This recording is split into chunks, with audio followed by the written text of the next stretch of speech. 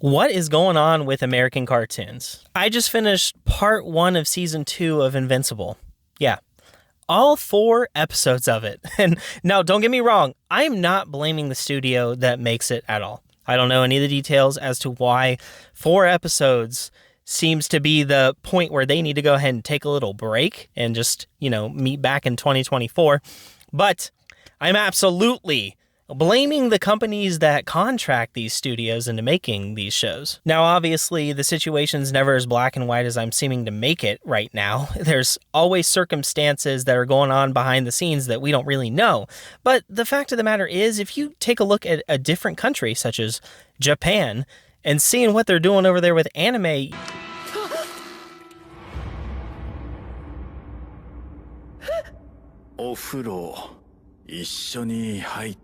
No. Not a good example. Different example.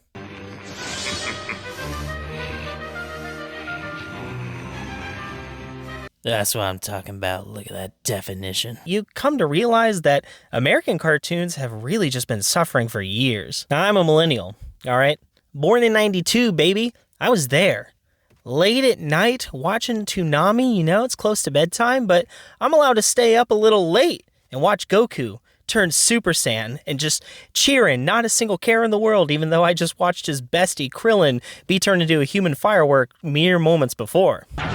And back then, anime just wasn't what it is today. Now, it seems to have a nice foothold in American culture. I mean, you've got some people that are diehards watching 1,000 plus episodes of One Piece. Now, I'm a little more casual than that. Even though I grew up watching a good amount of anime, I'm only 500 episodes in, so don't be calling me a weeb. But that's the point, is that these large shonen animes, the ones that hit triple digits with ease and show no sign of stopping, are just going on strong. And they show up in America pretty quickly, too.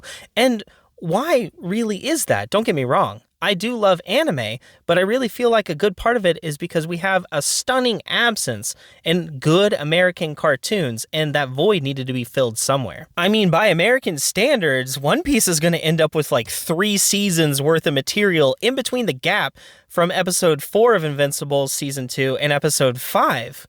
It's a no-brainer right there. And don't get me wrong, it's not all going to be good. In fact, half of it's probably going to be filler, but it lets us know that Japan has faith in these long-running shows. They don't want them to stop. If anything, they're going to make it come out twice as quickly. It can't even keep up with the manga that the source is from. Now, I do really want to deep dive into this topic itself and figure out pretty much all of the answers as to what the heck happened to American cartoons, but I know part of it had to have been the strike that happened around 2008, something like that. That's right, the strike that recently ended wasn't really the first of its kind. Just years ago, it happened before, and oh my gosh, thank goodness this one didn't last, because I can't deal with the second resurgence of reality TV, okay? That last strike from like '08, that birthed the Kardashians. We can't deal with nightmares like this anymore. But there is a prime example that we can really follow to see the effects of the strike. Pre-strike, we had Nickelodeon, and they went ahead and took a shot with Avatar: The Last Airbender, and that show was fantastic. Nickelodeon gave them free rein. They let them know, hey, you know what? You'll probably get the full storyline that you want to go ahead and do. So go ham on that sucker. And they did. They let us know right off the bat that poor little preteen vegan was going to be fighting confirmed child abuser Firelord Ozai down the road. Die! Now, it took 3 hearty seasons of over 20 episodes each to reach that conclusion, and along the way, they had smaller plot lines, but in the back of your mind, you knew one of these days, Aang was going to fight Ozai. It was inevitable, and the payoff was fantastic. The show was absolutely a success, in every measure of the sense. There was no way to see it as a failure. Nickelodeon had a hit, and then the strike happened, and they went ahead and brought the creators back on to create another show. And these are the actual creators, the ones that managed to bring that hit to Nickelodeon. It was pretty much a deal that should have been sealed from the start. Let them go at it again. Let them have free reign. They're going to make another hit. But Nickelodeon was so alienated, and for some reason they just put on restriction after restriction. They limited the amount of episodes of The Legend of Korra. Even though it had 4 seasons to Avatar The Last Airbenders 3, it had less episodes total because they weren't allowed to have nearly as many per season, and worse than that, they were told every single time, make the season like it's the last one because we might not give you the next one. We don't have enough faith in you anymore. And while studios like Nickelodeon were coming bearing down on what should be sure things and just imposing restriction after restriction, Japan was just getting more and more free. They were throwing things at the wall like crazy. They were the Netflix of anime. Except instead of canceling things, they just doubled down on it. Heck, you want to go ahead and extend a show? Fine, let's make a chibi version of it. And I'm not kidding. Look at this. Hit shows success but need more content? Only 2 options. Fillers or chibi. And obviously there are still some companies out there that are willing to take risks, but for some reason, almost every company out there is just so bad with their money that they can't afford to fail a single project. I mean, looking at the gaming industry, you've got these companies that had brought out successful AAA titles, things that pulled in a ton of profit for even decades, and then a single failed video game brought the company under entirely. Filing for bankruptcy, getting bought out because they just can't afford to keep the doors open. And I feel like it's starting to happen with these TV companies too. They're just not able to really put the capital up for risks anymore. Now, I'm pretty confident that one of the reasons anime gets such a stranglehold on the industry is because they are very consistent with their uploads. Maybe even if it isn't the same anime, you know that there's something shonen that's just around the corner.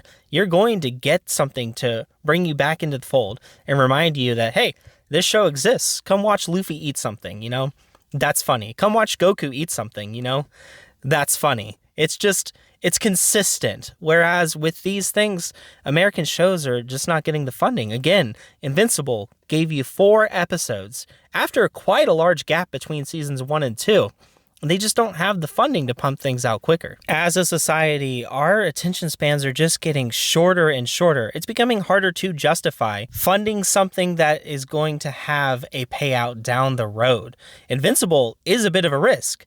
It's a bit of a longer story, and they are creating these plot lines that we're not going to see a payout for some time.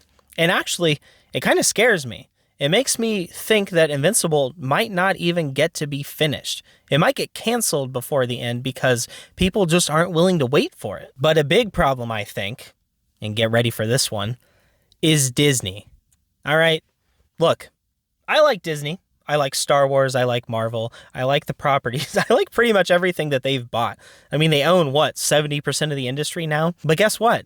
They're pumping all their time and effort into the same couple franchises.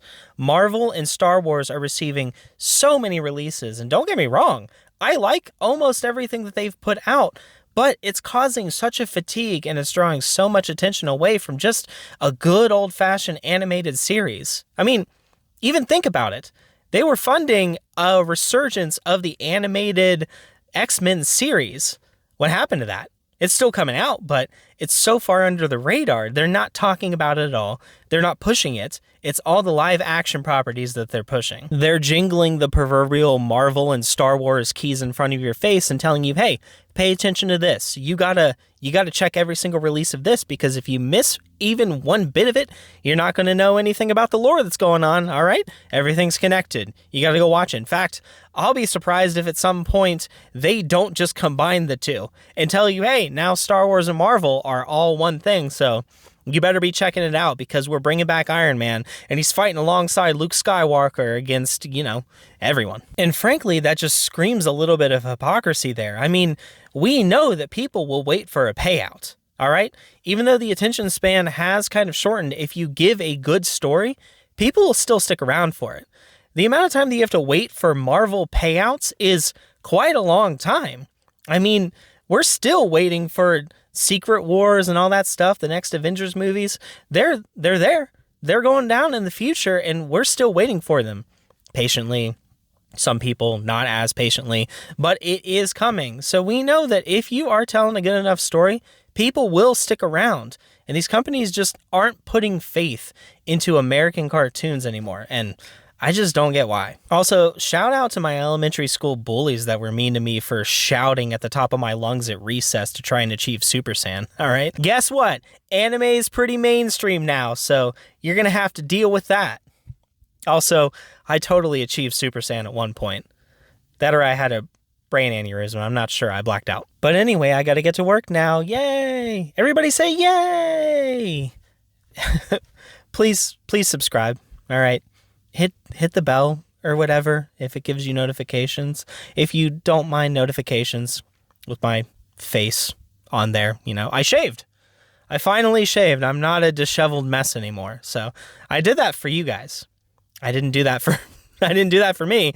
Like and share the video. All right. One of these days I'm going to be big enough to just quit my job and have YouTube be my thing.